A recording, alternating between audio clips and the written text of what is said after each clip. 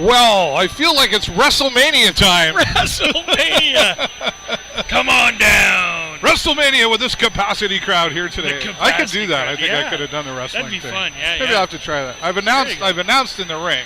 Yes. But I haven't done the side view thing. Well, I could wrestle though. That'd be the good thing. I'd love to see you wrestle. On the main card, baby. Welcome to Progressive Auto Sales Arena here today. Happy Family Day, everybody, by the way. Absolutely. And to my family, happy Family Day, right? Where is the family? Are they here with you? Well, my wife works up in the suites. Right. My daughter is at home making a prime rib roast. Oh. My youngest son is currently shoveling the driveway, I believe, because we got a little precipitation last night. And my other son's working till 6. And you get to watch a hockey game. And I get to come to a hockey game. Happy Family Day to me. Well, happy Family Day to you. Well, that's good, though. What time's dinner? That smells really good. Yeah, about 6:30. Okay, I'll get a hold of Jennifer, see what we can do. It is Family Day, of course, and lots of people celebrating, well, the whole weekend of Family Day. Yeah. And there's been lots of activities in Sarnia, Lambton, and Petrolia's had some amazing stuff going on. I was at Must be busy for a community guy like you. I was at a pool tournament all weekend. Yeah. My wife played in that, and don't forget the karaoke events. I did. I had the karaoke kinds. I don't get to do karaoke much anymore. It was a lot of fun. About 1,000 people at the Holiday Inn for the Southwestern Ontario pool table. There's like 40 pool tables. Oh, I didn't know that. That's awesome. No, it's huge. It's huge. So yeah, it was busy. But here we are again for the Sarnia Sting to take on Saginaw. But before we get into that, yes. Last week's game, of course, you didn't get to do your post-game comments. We did catch up with Ryan McGregor, which, interestingly, I'm live 2 places at once today. Nice. Because the show is on at 3:30 live. All right. And I'm here. Yes, it's a Monday. That's right. Yeah, that's right. Oh, my goodness. So you can watch that. You will see at the beginning of the show an interview with Ryan McGregor post-game. Oh, good. After yeah. last. And what did he have to say? Well, interestingly, when you watch it, you can certainly see the emotion when he's talking, because this is an emotional time for all teams involved. But when you're this close to playoffs, things really do get emotional, and you can kind of see it in his eyes when he's talking. He basically said, "Thought we played well, but didn't capitalize on a lot of opportunity." Yeah. And at the end of the second so many period, near misses. right? And at the end of the second period, we did see them get 2 strong goals right away, and then a couple more, but a little too late.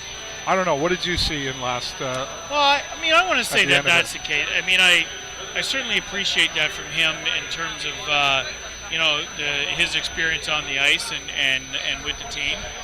Because that's not something we get to see as fans too often. We can just, guess about what's going on in the locker room stuff like that. But as a fan, I see us struggling, right? I mean, it cannot be easy, And I think, truthfully, I probably even, in my capacity, maybe underestimated Windsor a little bit.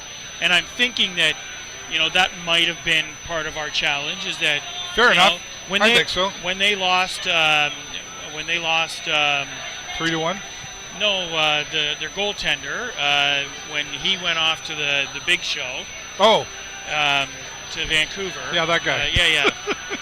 I don't know why it's escaping me right now. But anyway, when they lost, I think everybody expected Windsor to be just kind of down and out. What's that? Was it DiPietro. DiPietro. Thank you. What did I say? Dimitri. Michael DiPietro. Yeah, that's okay. Good Family call. Day. Way to go. But when I think everybody expected that when they lost DiPietro, that Windsor was going to be down and out and in a rebuild year and trading up. And they had a couple of key trades and things like that. So and fair enough to think that, because he was a big part of it. Sure, he was. But I think, we still see Foodie and there's a number of other, sort of really key players still on the Windsor team. And I think maybe we all sort of underestimated Windsor. They beat us twice. And that shouldn't have happened given the stats. And maybe Windsor took advantage of the fact that they thought people would be thinking that. I think maybe you're right. Because I think we saw a little bit of different playing from Windsor compared to what we've seen before. Yeah, I think it was a very aggressive style that, they almost took our game to us, right? And they just did it that little bit better. And I think, so we just need to change our tactic a little bit if we're going to play a team like Windsor. Well, sometimes, in an example of what we were talking about wrestling, when you're going for the gold, And if you're going to lose the title, I want the title. I got to take it from you. Yeah. But I don't have to come at you. No. You don't have to come at me because I already got it.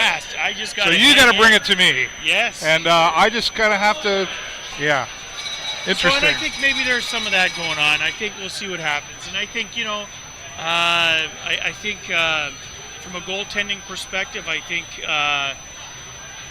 our guy just did not have the best night. I don't know if he's still feeling a bit, whatever, new or whatever it is. Because we've seen some really strong play from him, but we've also, seen maybe some not so great games out of Lemore, right? So, right. Who knows if that played a factor? It was clearly an off night for him. Right. There were a few opportunities for him to really steal a game for us, and that didn't happen.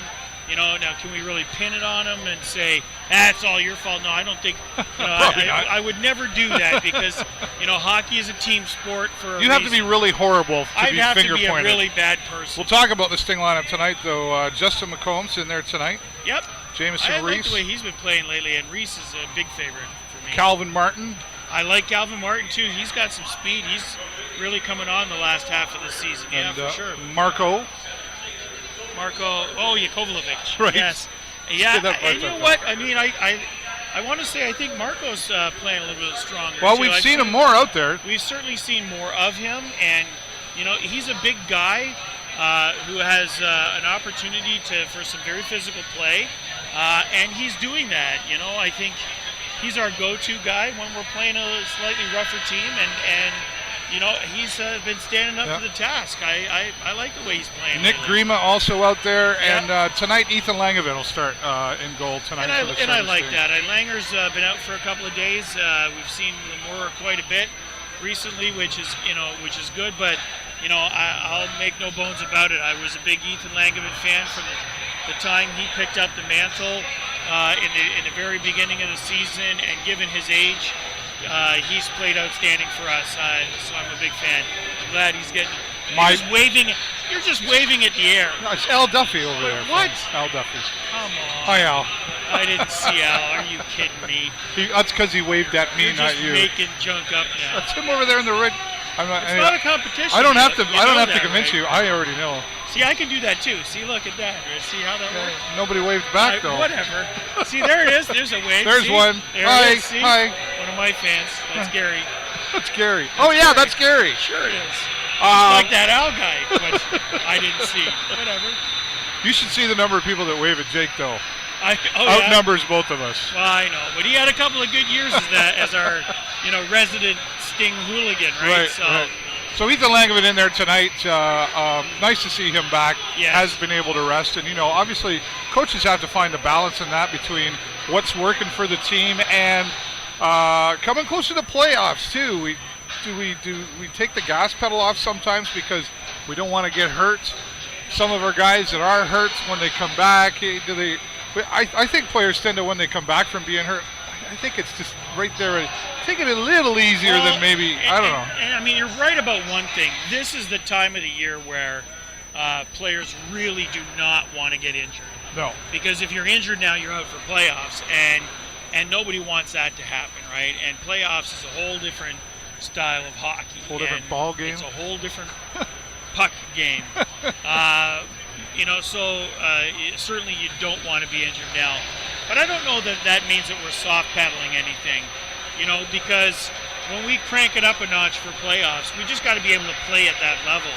And if you haven't tried playing at that level during regular season, I'm very much a fan of the practice as you're going to play kind of theory, So if you're going to play full throttle, man, you got to be able to go full throttle. And if you practice, at 2/3 or 3/4 of your abilities, then when it comes time and you really need them, they're just not going to be there.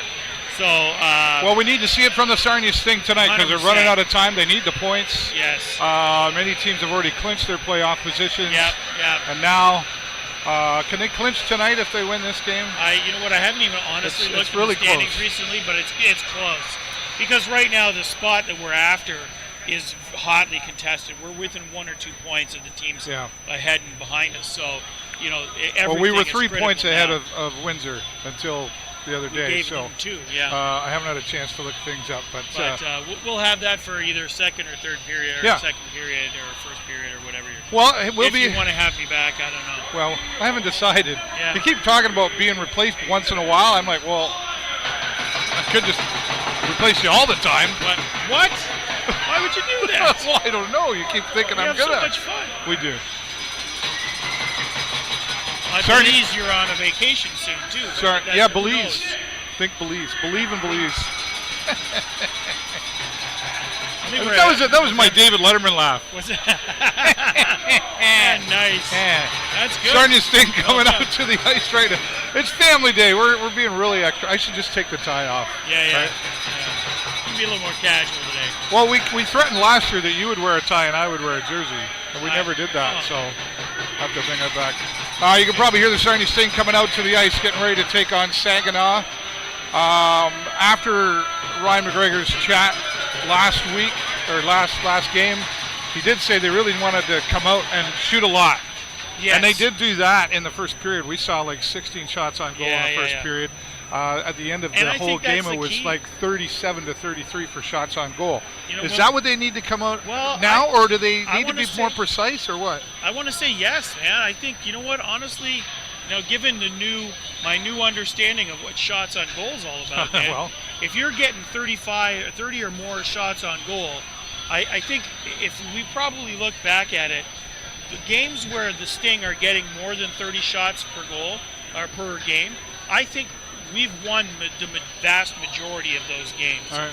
And when we get really behind in our shots on goal and we're only getting 20 or so, we have not fared so well. So I think, let's put a lot of pucks on the net and see what happens. Well, that's the plan according to Ryan McGregor, and we'll see what happens. And Jake Chersky will join us first period intermission, and we'll probably let Jay come back.